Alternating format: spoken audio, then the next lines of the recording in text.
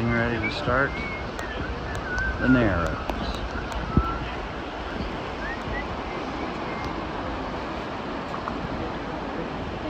He's gonna freeze. And there she is at the top.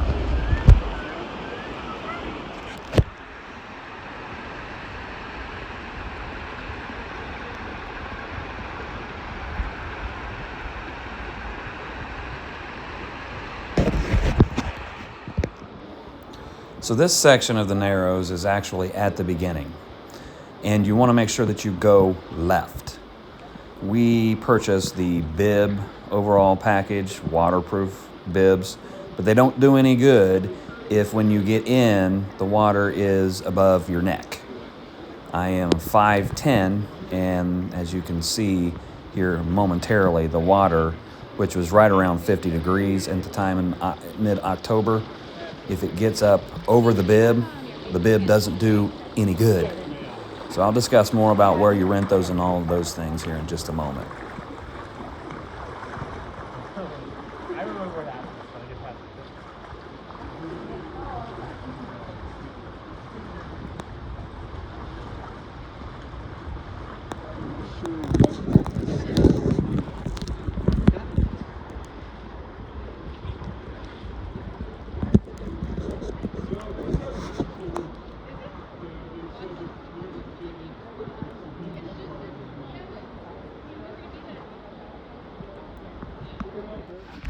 There are very many famous and noteworthy hikes in the southwest portion of the United States, but two of the most iconic hikes reside within Zion National Park, one of which is Angel's Landing, which is not for the faint of heart. It includes a hike with steep drop-offs, 1,000-foot drop-offs on both sides. The other one is a more family-friendly hike that is a stroll through the Virgin Rivers with large slot canyons on both sides. It is known as the Narrows. On October 16th of 2023, our family grabbed the first shuttle out of the Zion Visitor Center and took it all the way down to the Temple of the Sunawava, which is where the Narrows is located, which, by the way, it's a beautiful drive in the shuttle and a great narration as well. We took the river walk, the 2-mile river walk, to the edge of the Narrows, and our intention was to get all the way out to the Big Springs, which is where you have to turn around if you're a day hiker, if you're doing this from the bottom up. Watch that rock stick. We did not get that far for a number of different reasons, and I'll explain those here in a moment. We made it to Wall Street, which is the iconic part of the hike, and the all trails that we had us at about 11.3 miles, but there's a lot of river crossings and coming back and forth. The all trails description says it's going to be right around 8 to 9 miles, but you do a lot of jumping back and forth. This is a hike that you're going to have to, again, do some research on. It is a slot canyon, so you do not want to be in that slot canyon. If there's any indication of rain within about a 50-mile radius of the Narrows, it is dangerous to deadly if you're in there. You also want to check out what is called the CFS number, which I think is cubic feet per second, basically the rate or flow. Anything over 100, they will not allow you to go in. The lower the number, the easier the hike is going to be. On October 16th, when we did it, it was a bit of a struggle and a slog, but that CFS number was right around 60, if I remember right. And so you'll see the flow as we go through. You also want to make sure that you're kind of looking at the right time of year that you're going, kind of research that and what you might need in regards to equipment. Zion Outfitters, connected right to Zion National Park, can get you all set up with everything that you need. In October when we went, it was cold. And so we did the bibs. We did the neoprene socks. The neoprene socks are not going to keep your feet from getting wet, but they will insulate quite a bit. And then we did the shoes and then the poles. No matter what time of year you go, I would recommend doing the shoes and the poles. I think those are a must. The rocks and everything else, the things that you step on that you cannot see will help try to prevent some serious injury. The hike itself was absolutely beautiful, beautiful. But you're in a situation where you want to go early to avoid crowds. But in October, going early to avoid crowds means you're in the canyon with not much sunlight, and it is very, very cold. The water was cold. The whole trip was cold. That's probably the reason why we didn't get any further. It was cold enough for me to say that we're glad we did it. It was tremendous views. Not sure I would ever do it again. And again, when we got back, there were throngs of people. So you kind of have to make a choice if you're going to do this hike. And I can only imagine that in the summertime, it is going to be worse because the water is going to be warmer. If the sun doesn't shine in the canyon, it's still going to be relatively cold. So kind of again, in a recap, it is obviously a bucket list hike. We're glad we did it. Not sure we'd ever do it again.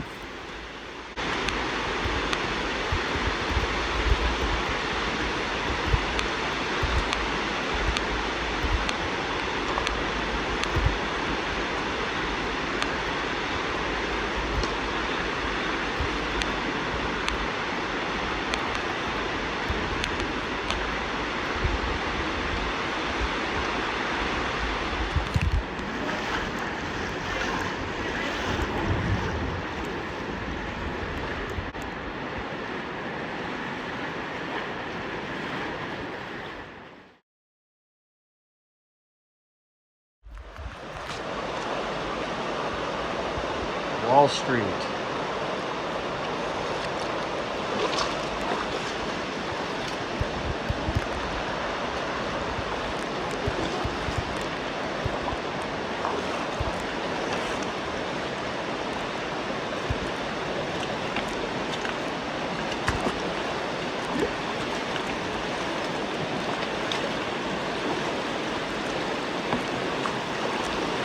Just incredible.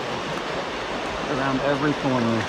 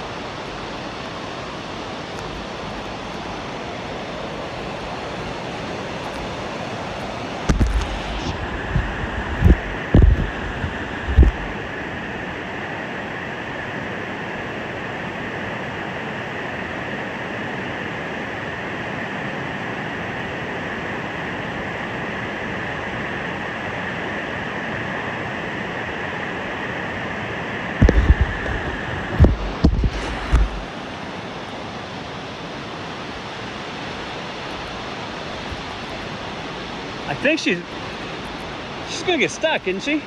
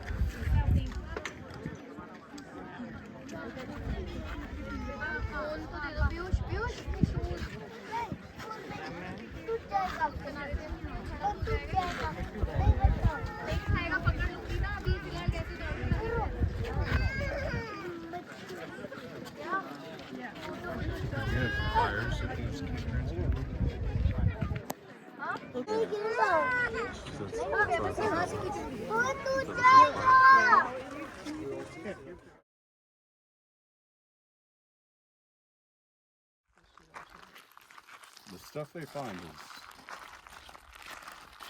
pretty cool. It's when they have a Horseshoe Bend and the petroglyph panel.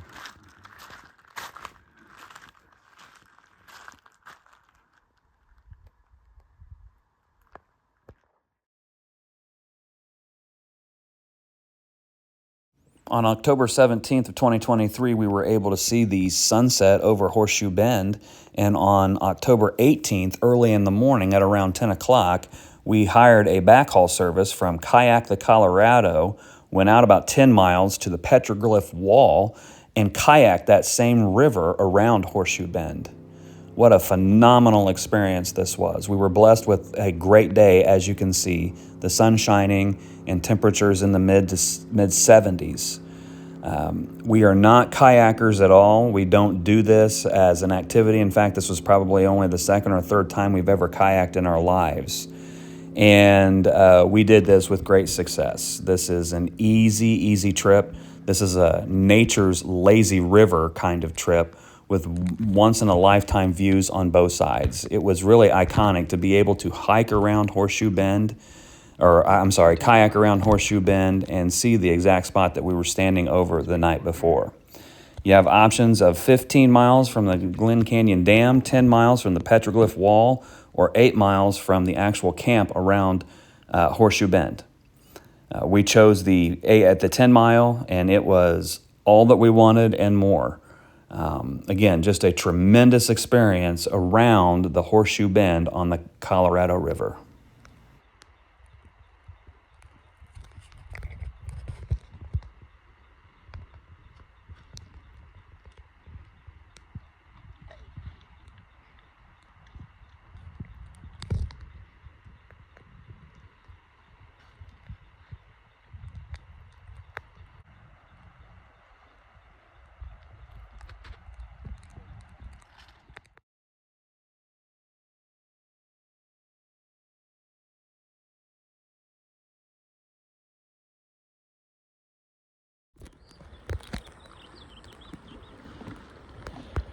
Hi, Ashy. Hi.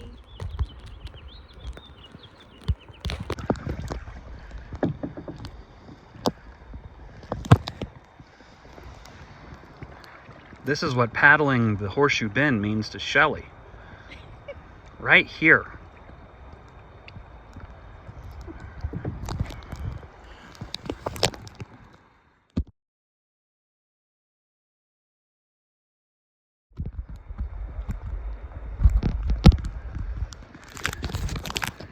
You can tell where the water used to be. That's where the white line is, and that dark line. That's how much the water's down in the Colorado, even after all of the spring rains. Our boat guy said that the water in here is determined by the Glen Canyon Dam. Lake Powell's up, but the water here is really low.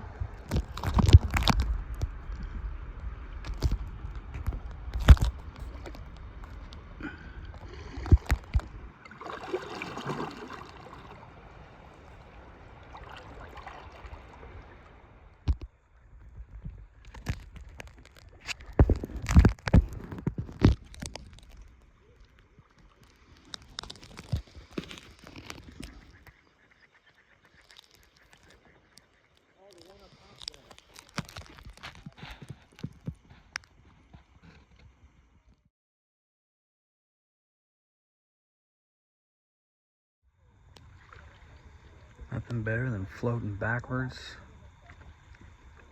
down the Colorado River.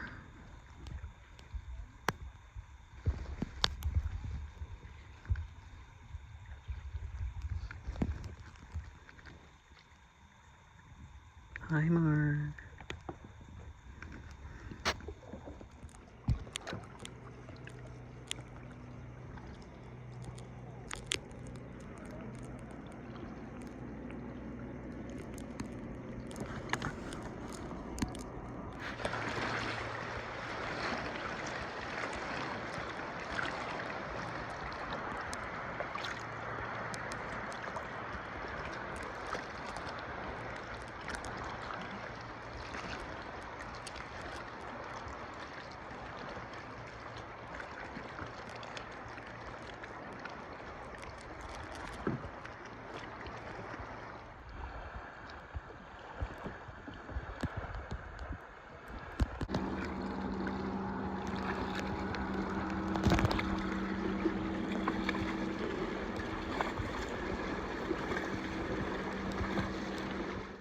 There are campsites all over this trip from Lee's Ferry back even to Glen Canyon Dam. The most popular one is right at Horseshoe Bend. It's campsite 8. If you want to get it, you better get there early.